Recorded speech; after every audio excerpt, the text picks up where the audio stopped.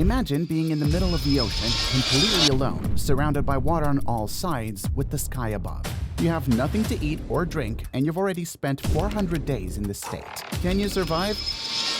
This is the true story of a man who not only survived, but also set a world record that no one would ever want to break. His name is José Salvador Alvarenga, and he survived 438 days stranded in the ocean in a small 7-foot boat. But before we get to how he survived, let's understand why he ended up in the ocean in the first place. This story dates back to 2012, a small Mexican village called Costa Azul, where José Alvarenga, 36 years old at the time, lived. He was an expert fisherman. On November 17, 2012, José set out with a companion for a fishing trip in his small boat. Their plan was to stay out at sea for just 30 hours, so they only brought limited supplies. The 7-foot boat was equipped with a motor and a refrigerator for storing fish, and they carried food and water for just one day. Little did José know that the next 438 days would become the worst days of his life. They ventured 120 kilometers off the coast of Mexico and cast their fishing nets into the water.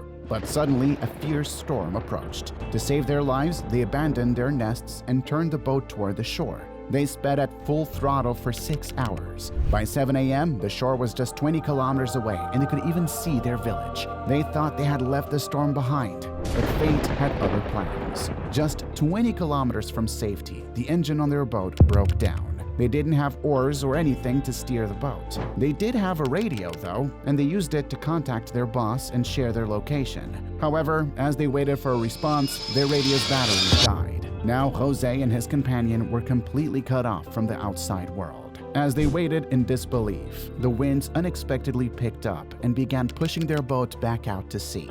The shore, which had been so close, started to disappear into the horizon. Their boss organized a search party and scoured the Pacific Ocean for them, but by then, it was too late. After 5 days adrift, the winds had pushed José's boat 450 kilometers away from the shore, into a part of the ocean where there was nothing but water in every direction.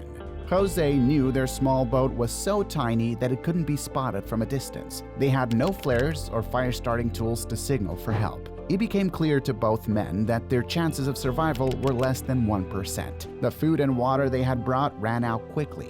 To survive, they began catching birds with their bare hands and eating them raw. They also caught fish near the boat and ate them uncooked. Drinking seawater would have been fatal, so they collected rainwater in plastic bottles that floated nearby. When it didn't rain for days, they drank the blood of fish and turtles they managed to catch. Days turned into months, and the psychological torment was unimaginable. After 4 months, José's companion could no longer endure the agony and took his own life. Now, José was completely alone in the small boat, surrounded by the vastness of the ocean. He had drifted into one of the quietest parts of the Pacific Ocean, an area so remote that even cargo ships rarely passed through.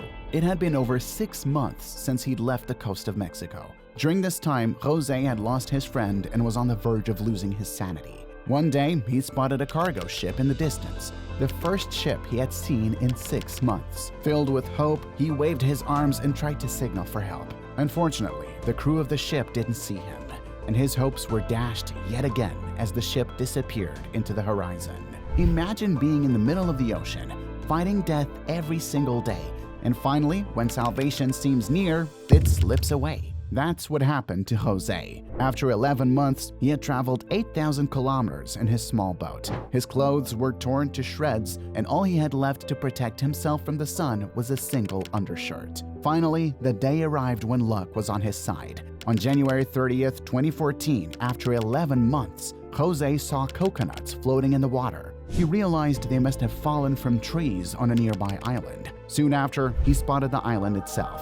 Fearful that he might miss the chance, José jumped into the water and swam toward it. For the first time in 11 months, José set foot on land. On the island, he saw a small beach house and made contact with a local inhabitant. This was the first human interaction he had in 438 days. The island was a remote part of the Marshall Islands called Eben Atoll, located 11,000 kilometers from his starting point. It was sheer luck that José's drifting boat brought him close to this tiny dot of land in the vast Pacific Ocean. Had he missed this island, his next stop would have been the Philippines, another 5,000 kilometers away. From there, José was eventually sent back home. However, upon his return, he faced another ordeal. José wrote a book titled 438 Days, recounting his harrowing experience. But his late companion's family accused him of causing his friend's death and filed a lawsuit against him. This was the same friend who, according to José, had taken his own life during their ordeal. We hope you enjoyed this video, and we'll see you guys in the next exciting video.